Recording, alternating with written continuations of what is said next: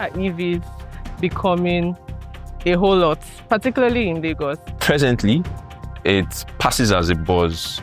I would say unit economics doesn't make sense, given the average cost of one, the access to spare parts, how it affects mass population, for example.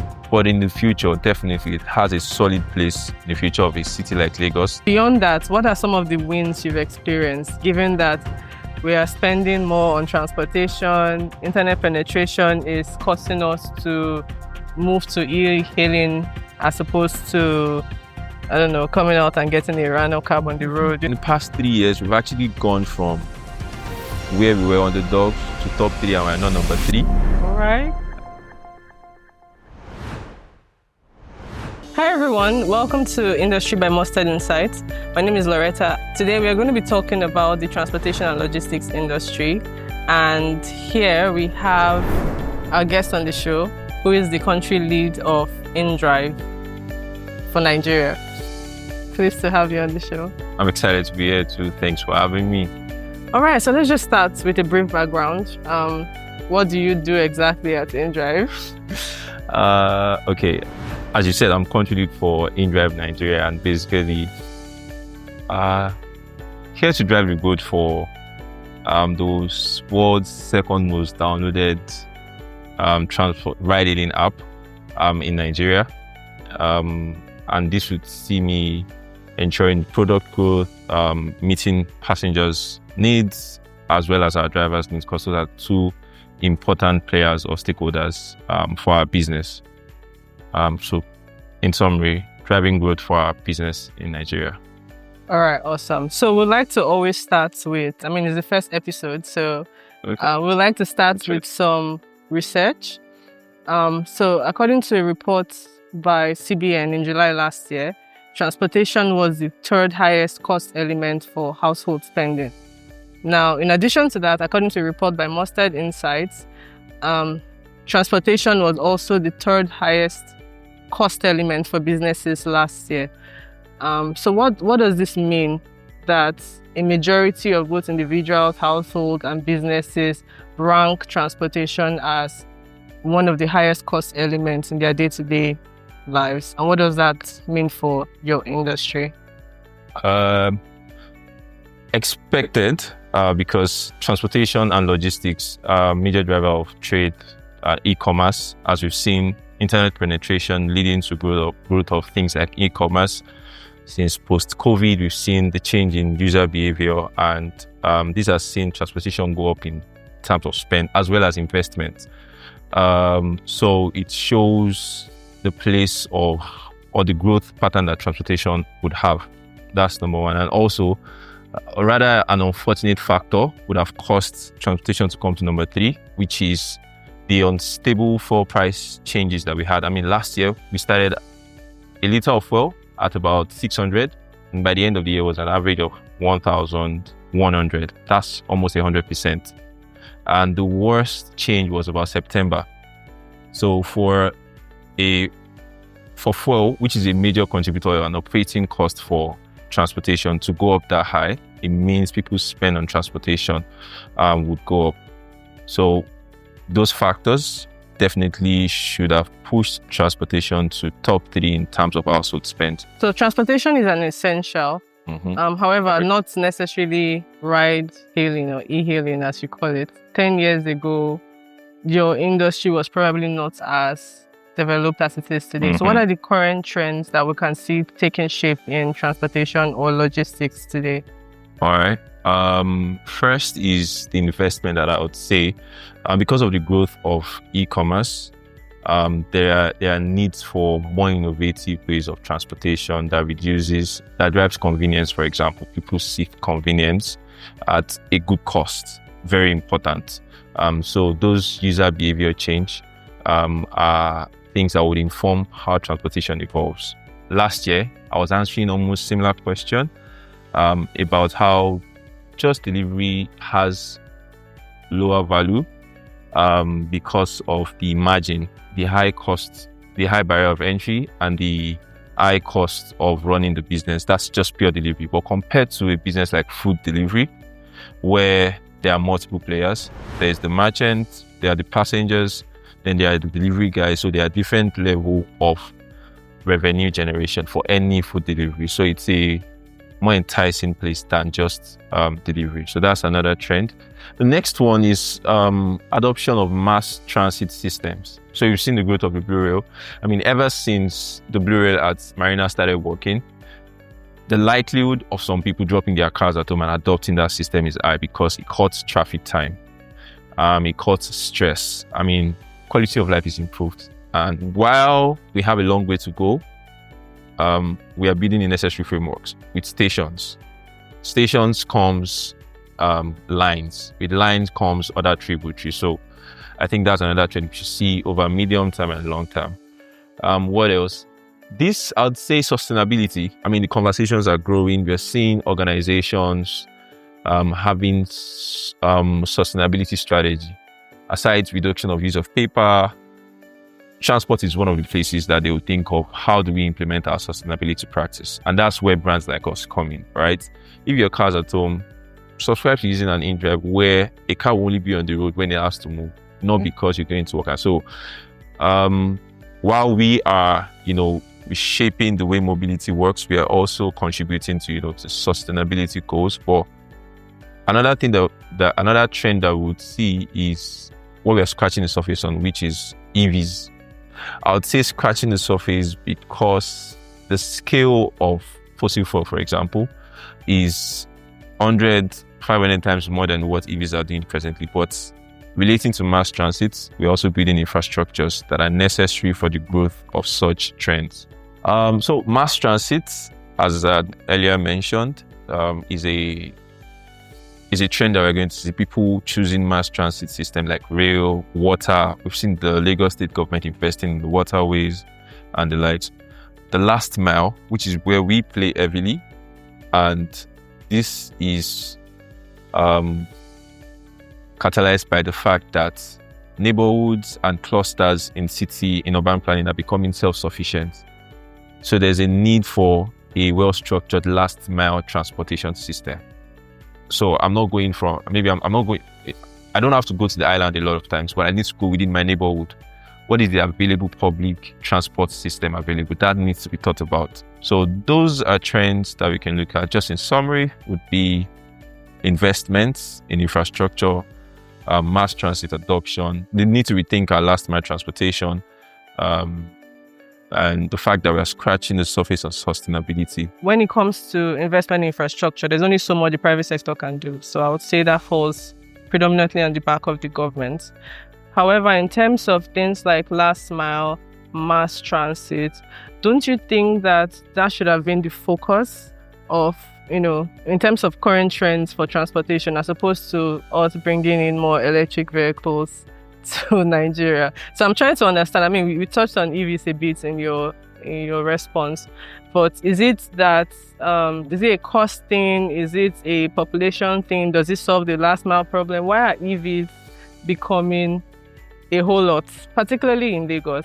I'll just answer with this, that presently it passes as a buzz because you can't compare the 1.2 million private cars on Lagos Road to the 15,000 EVs that are on Lagos Road, at least by the report from TechPoint a couple of days ago.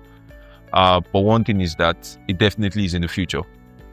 I mean, we are rethinking a whole lot about how our cities operate, and it definitely is in the future. So it's good that we are thinking along that line, thinking about the infrastructures that are needed, companies setting up and testing the market with more data to validate hypotheses that they might have. And we are lucky to actually be a city where this has been tested, because when tests happen, there are a lot of data to glean from about how it can improve lives and how the unit economics can be better.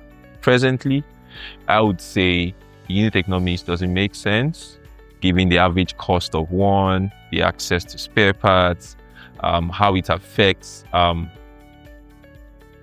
mass population, for example, and all that on the business side as well.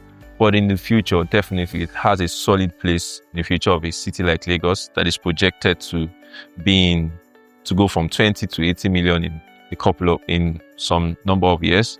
So it's important that we think ahead So in summary, might be a buzzword now, but it definitely is a reality we should prepare for. Yeah. Okay. So in terms of the opportunities, say I'm an outsider looking in and I can see that EVs are coming to stay in Lagos or in Nigeria as a whole. What part of the value chain do you think that I should prepare myself to play in? This is a solid industry question. Value chain. All right, let's start with what people are doing at the moment, because that gives us pointer. First, building the necessary infrastructure, which are the charging station, for example. I joined the webinar some weeks back, and I learned that Oando is investing in charging station. Now, if an institution, I like to call Oando an institution, is investing in such clean energy process, it means that it's a path people should look into, right? So that's a value chain. How to build infrastructures that will support it. Could be battery swap stations, could be charging stations themselves, could be, pretty much that. The next would be the sales and repair, actually, because it's a concern for any ownership, right? And this presently, from the fact that it's still in its infancy stage, is something that a lot of people is still alien to a lot of people. So the supporting of such infrastructure, leveraging the manufacturers, investments in this space, is something that one should think about. Pretty much those for now. And the question they're asking will make me actually find out more to this, because it's important that we prepare for the opportunities that it brings. Personally, I'm looking at either lithium for the creation of batteries, or get a bunch of my rich friends together and let's just buy and sell, since that's what people want to buy. Right, easy. That's what people want to buy these days. Are you sure people want to buy? Don't people want to buy EVs? Or is it a supply thing? Is it the supply that's foiling the demand? I'm just asking, looking at unit economics, the price for one compared to how much you get in a performance car, for example, or something that would be an asset. So it's not for middle class by the price points. You barely have second class and second, or tokumbo as we call it, and that is what people buy a lot of in Nigeria. So the buying behavior definitely make me ask, do people really want to buy? But the more the awareness, the more the benefits that are identified, I think user behavior can change. Do you think there is a potential for EVs to come in and then after a few years we don't care about it anymore?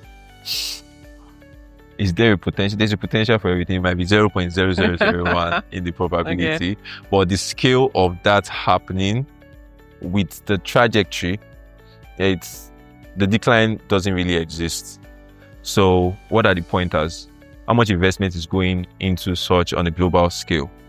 Folks like Tesla, BYD investing, launching, increasing their coverage in different parts of the world is a testament to the trend.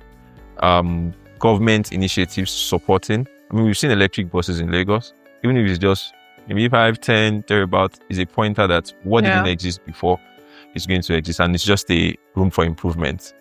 So the likelihood, based on those pointers, the likelihood of it declining is low. But the growth pace is subject to a lot of factors that we need to uncover over time. Yeah, and I think it also ties into Lagos State wanting to be a mega city. Rightly and so having electric vehicles, smart cameras and all of that just ties into the excitement of a mega city. The projections for the growth in Lagos points to it very much. We are how much now? How many? 22 million, thereabout.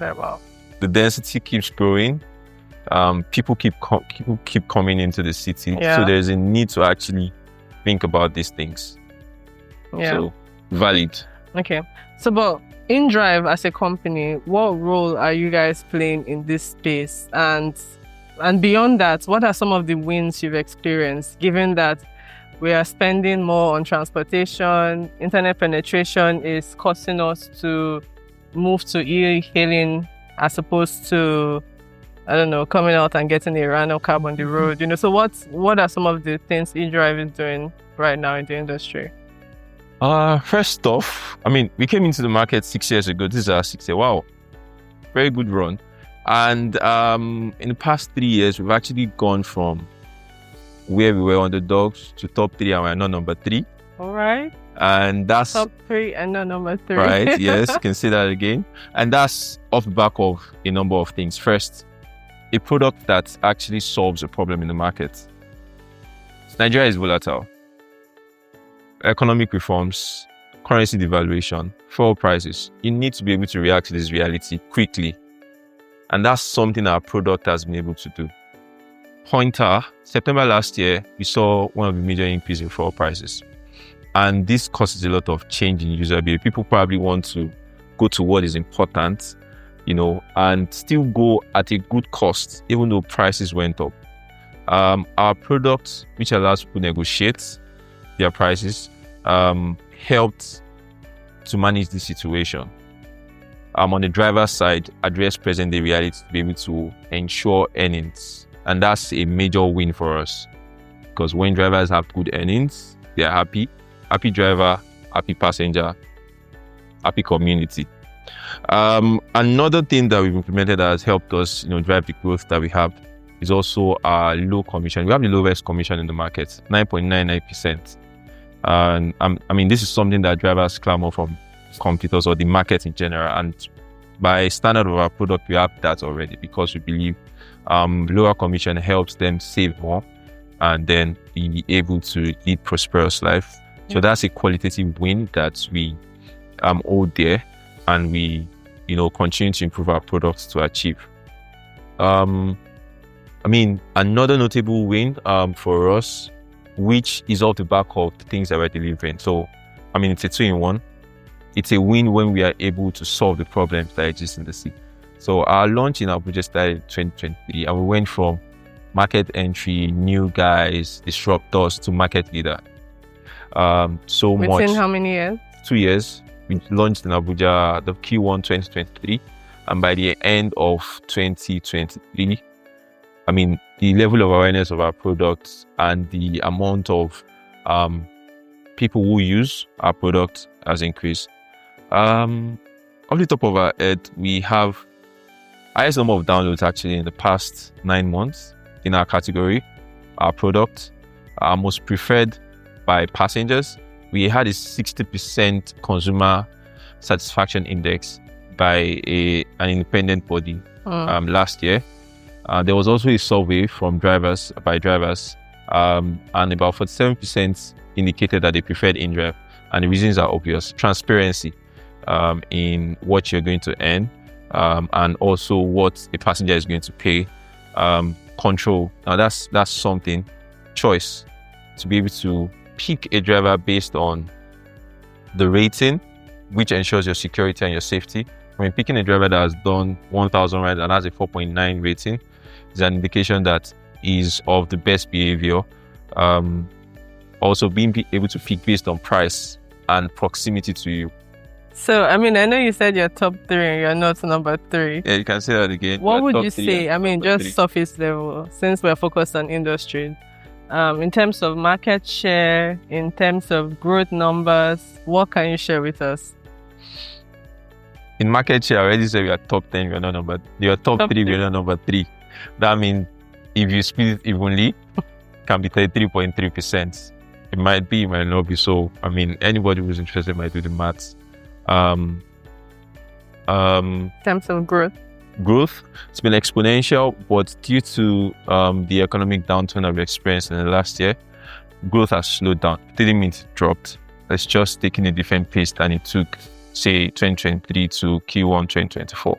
But yeah, it's still growing because we are still able to help people adjust to realities quickly, not give up the comfort, the safety, the convenience that they have because there is economic downturn, and still being able to make revenue for our drivers. You said that there was a shift in user behavior since COVID.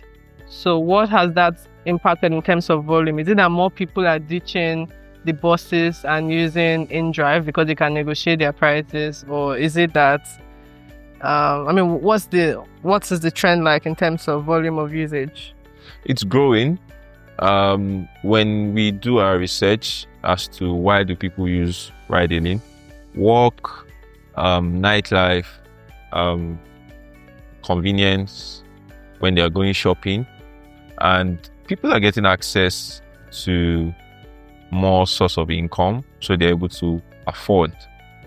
Yeah. The trend is growing. So we're making more money in Nigeria. If you say that, That's I'm why. sure. Well, some quarters.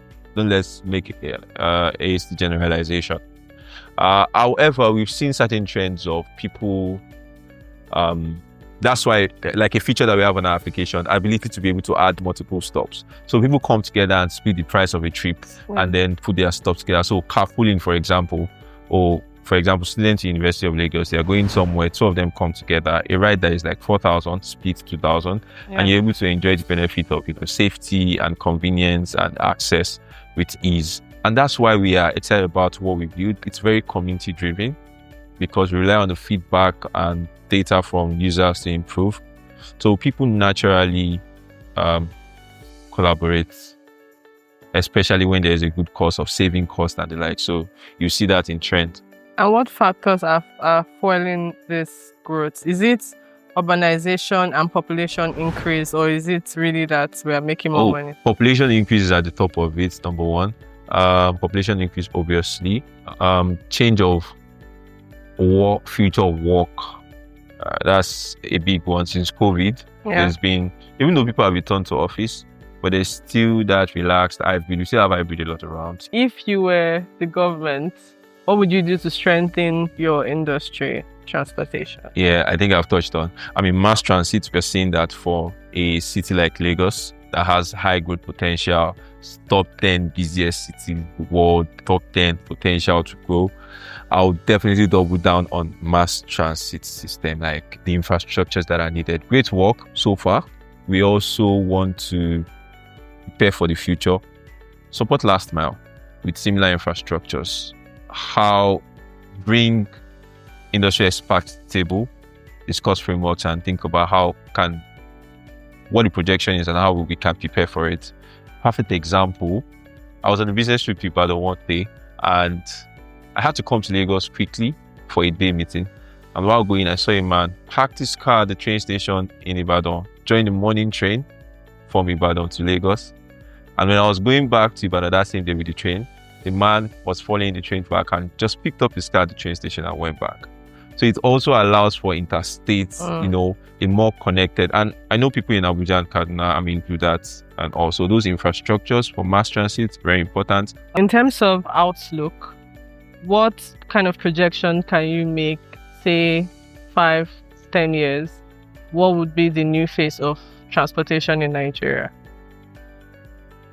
In terms of outlook, how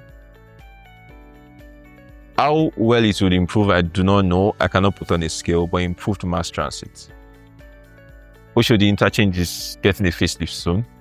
So that's prepare for more investments coming. The blue and red relay rails are being worked on. They are in the news, and that's because something is happening, right? So we should expect an improvement in those spaces. Ride-hailing definitely has a big role to play in urban mobility, which is one thing that Lagos is. So more investments in the space. And for us, we're doubling down, ensuring things like value for money for users, ensuring things like safety for users, because those are key offering that we promise by our product. So that's another trend. What else? Delivery. Obviously, it's definitely going to grow significantly. Even during launch, people manage their energy. So you'd find a lot of people still ordering. So the food delivery space, funny thing, we've not touched on that space, which is very important. Yet, right? We didn't touch on it on this conversation. Food delivery space is actually going to grow a whole lot because food is number one spend. Yeah. And this is a converting point for all those, a melting point for all those users. So we're going to see stiffer competition or better or quality? Well, stiffer competition as always. And when competition comes, better product offering for users, more options. So yes, there's that. So I guess I'll just leave that those trends. Thank you so much for joining us on this session. Thank you for having me. Really insightful. And we look forward to seeing more of what InDrive is going to be doing in the next couple of years. Maybe you guys will launch a InDrive Ocean feature or something cool like that. Fingers crossed on innovation. I mean, we'll build what people will use, what solves problem. As you said, solutions first. Yeah. Yes. Pretty much you find us in that mix, solving people's problem, touching lives. All right. Thank you very much, and see you on the next episode. Bye. Bye.